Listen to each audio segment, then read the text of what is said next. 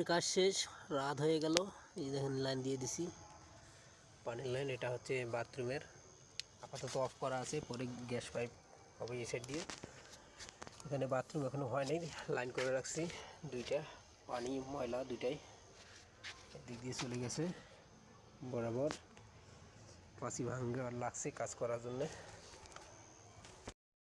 এই দেখেন এখানে দুইটা ডোর গান দিয়ে রাখছি, ভবিষ্যতে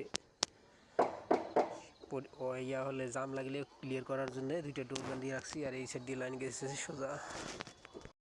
প্রথমে বলছিল যে ময়লা টানবে না, পরে অবশ্য বলছে ময়লা এবং পানি। এখানে হাউসে ঢুকে দিছি ময়লাটা, পানিরটা এই দিক দিয়ে ব্যান্ড করে নিয়ে এই পাশে অফ সাইড ব্যান্ড দিয়ে ওখান পর্যন্ত নিয়ে গেছি।